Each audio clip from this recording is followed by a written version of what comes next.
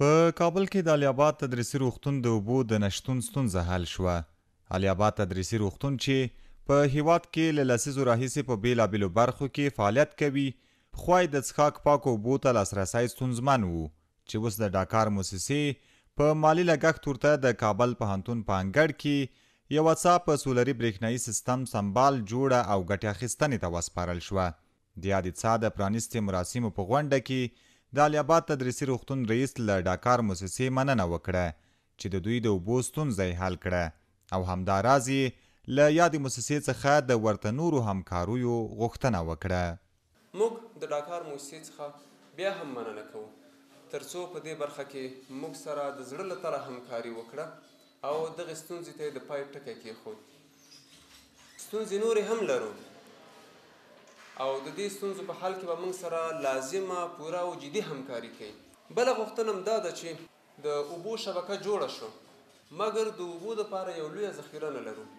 غوښتنه مو ده چې دغه د اوبو ذخیره دا چې د ډاکار موسسې په همدې بخشونو کې کار کوي، نو د ډاکار موسسې څخه زموږ غوښتنه دا ده چې د اوبو یو لویه ذخیره به موږ ته جوړوي.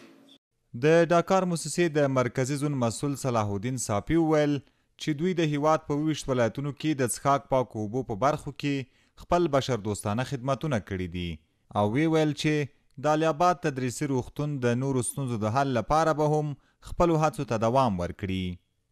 کوم ذریعه چې محترم ډاکټر صاحب وویل چې هغه د انسیناتور په بخش تاسې خپله غوښتنه وکړله او د غټې ذخیرې د جوړولو غوښتنه مو وکړله، نو موږ به بیا هم ستاسې دا غوښتنې د خپلې رهبرۍ سره شریکوو او بیا هم د دې جوګه چې ستاسې په خدمت کې او د ګرانو هېوادوالو په خدمت کې دغه خدمات عرضه کړو.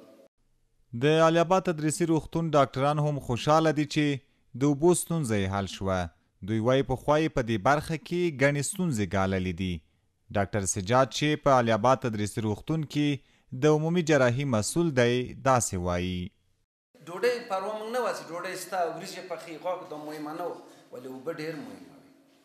اوبه حیاتي موضوع ده، دا بابات دلته پاکي پکار ده، دلته نظافت پکار ده.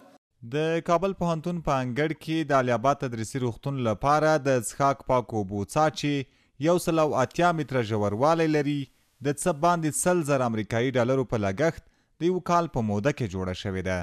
د یادولو وړ ده چې د یادې څا له اوبو څخه به د کابل پوهنتون د شنو ساحو په خړوبولو او نورو اړینو برخو کې هم ګټه واخیستل شي. عزت الله احمدزی CMG کابل.